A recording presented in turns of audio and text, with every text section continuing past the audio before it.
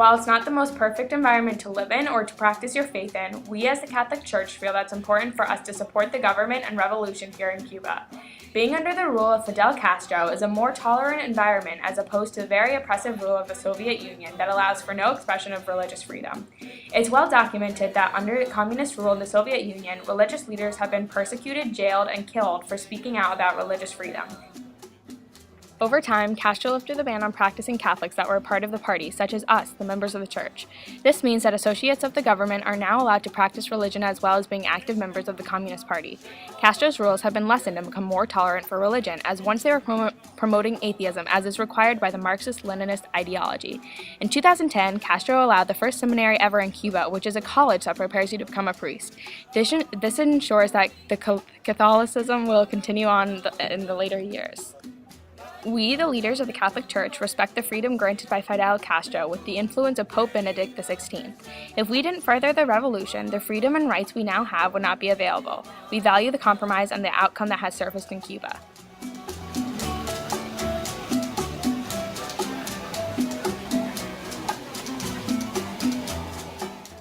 My name is Juan, and I think that as a member of the Catholic Church, we should further the revolution with Fidel Castro.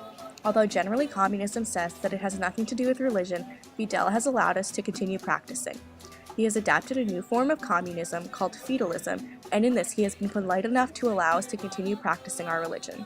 If another leader comes to power, then we may be forced into not being allowed to have religion at all. We should definitely continue with this revolution. We as Cuban Catholics are very fortunate for what we have. Castro has given our children an education that we were never provided before, and he's opened many doors for us that were never offered under previous leaders. If we end this revolution, then we will not be helping anyone. We will be in fact hurting ourselves because of all these opportunities will be taken away. I would like to continue practicing my religion, and that is not guaranteed under a new leader. Now Christmas is even a national holiday, and the members of the Communist Party are allowed to identify as practicing Catholics. Castro is also very respectful of our religion, including our religious leaders. The ailing former president, now 85, met Wednesday with John Paul's successor, Pope Benedict XVI. With this pope, he talked about books, faith, and growing old. Both Pope John Paul II and Pope Benedict XVI have visited Cuba and were shown great respect by Castro. Not being allowed to show our religion in public is a small price to pay in order to continue having churches in Cuba.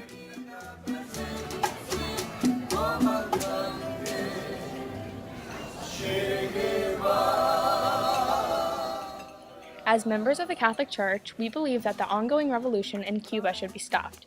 Our reasons for this include the continuing restrictions and limitations of religious freedom. Under the influence of Soviet communism, the Cuban government promoted atheism. This forced practice of forbidding and punishing us for practicing our faith is just unjust.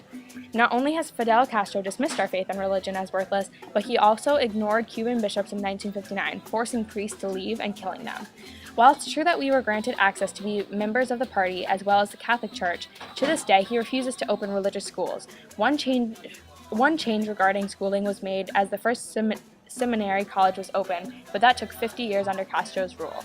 As Catholics, our religion prohibits all sorts of violence and crime as they are referred to as sins.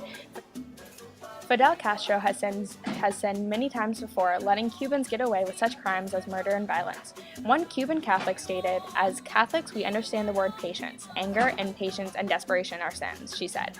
"But we are afraid. We have to do something." Under the rule of Fidel Castro, expressing your opinion can lead to severe punishment, including jailing, torture, and even death. These brutal tactics are only one of many reasons why the revolution should come to an end. The Catholic Church encourages all Cubans to agree with these statements, as the revolution brings nothing but negativity and problematic events to Cuba.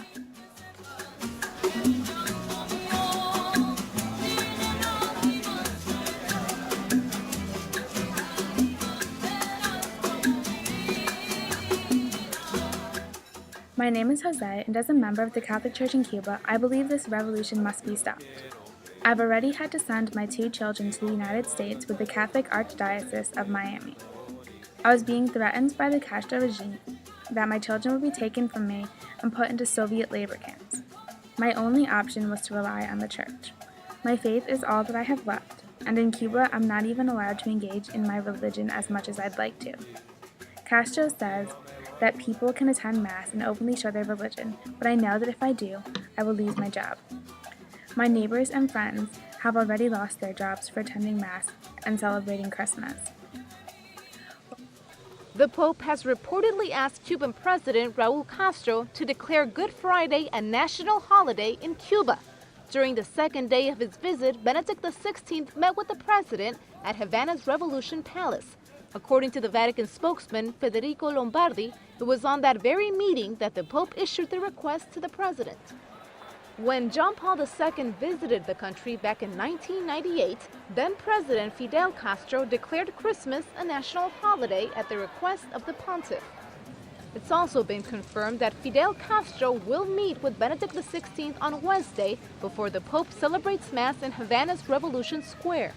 The Cuban government has been criticized for marginalizing religion, but Benedict XVI hopes his visit will strengthen the faith of Cuban Catholics. While Castro may claim that there is religious freedom in Cuba, as a Catholic, I have no freedom to practice my faith.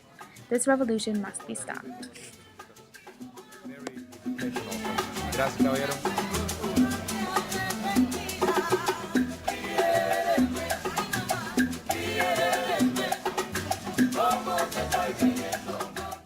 The Catholic Church has experienced both ups and downs of the regime of Fidel Castro. While some claim that they feel their freedoms have been infringed upon, we still have the freedom to participate in our religion. Our recommendation would be to further the revolution. Faith and hope play a key role in the lives of Cubans, and incorporating religion into Castro's regime could give him a great amount of support from the people that he has been lacking. Catholicism can unite our people and give us hope for the good years to come through this revolution. For the good of Cuba as a whole, including the Catholic Church, it is in Castro's best interest to further this revolution.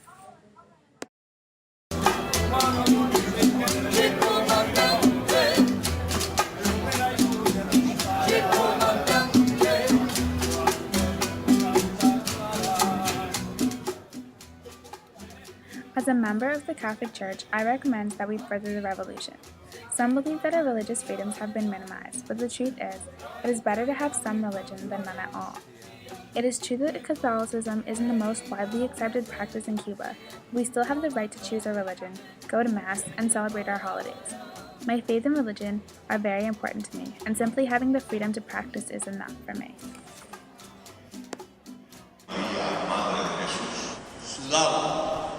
La muerte se acercaba y Jesús entendió que no podía perder esto.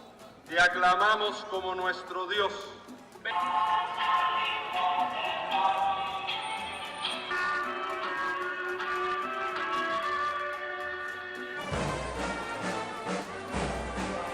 Que por tu santa cruz redimiste al mundo.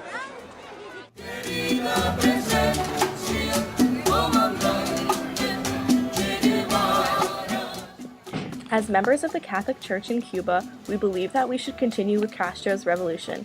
We have decided that we want to continue to back the revolution because if we do, we have nothing to lose. But if we choose not to go along with it, we could lose everything. Our churches, our freedom, and even our lives would be at risk if we decide not to carry on with Castro. In preparation for the anniversary of the Virgin of the Charity of El Cobre, the venerated statue was allowed to travel through the country. Castro even said it brought our people together, believers and non-believers. This lets us know that our country and its government have evolved. They are much more accepting and tolerant of our religious ideals.